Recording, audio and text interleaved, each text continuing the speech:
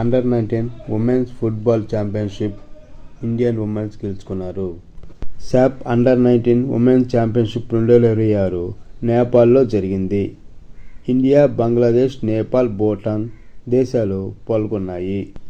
Group స్టేజ్లో India నేపాల్తో మొదటి match ఆడింది. 1-0 గోల్స్తో ఇండియా విజయం సాధించింది. ఫెర్లీ ఫెర్నాండెస్ గోల్ వేసింది. రెండవ మ్యాచ్ బంగ్లాదేశ్తో జరిగింది. ఈ మ్యాచ్లో భారత్ ఓడిపోయింది. 0-2తో బంగ్లాదేశ్ గెలిచింది. ఈ టోర్నమెంట్లో ఇండియా ఏకైక ఓటమి ఇది. బంగ్లాదేశ్ డిఫెండింగ్ ఛాంపియన్ కావడంతో ఈ మ్యాచ్ టైట్గా మారి వాళ్ళు గెలిచారు. మూడవ మ్యాచ్ భూటాన్తో జరిగింది. ఈ మ్యాచ్ వన్ సైడెడ్గా జరిగింది. గోల్స్ వరద పారించారు. మొత్తం 8 గోల్స్ వేశారు.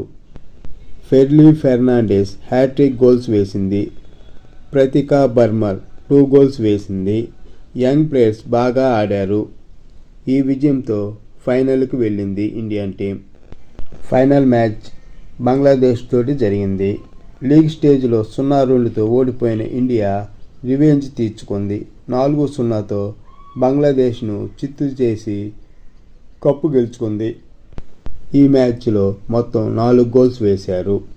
మొదటి గోల్ జులన్ హోమ్ మొదటి హాఫ్లో వేయగా, రెండవ గోల్ ఎలిజబెత్ లక్రా పెనాల్టీ ద్వారా వేసింది. మూడవ గోల్ ఫెర్నీ ఫెర్నాండెస్ కొట్టింది. 4వ గోల్ అన్వితా రాఘవన్ కొట్టింది. మ్యాచ్ ఫినిష్ చేశారు. ఈ మ్యాచ్ పూర్తిగా ఇండియా ఆధిపత్యం సాధించింది. ఈ మ్యాచ్లో ఇండియా పూర్తి ఆధిపత్యం కనిపించింది. స్ట్రాంగ్ డిఫెన్స్ తోటి వాళ్ళకు ఒక్క గోల్ కూడా రాకుండా చేశారు.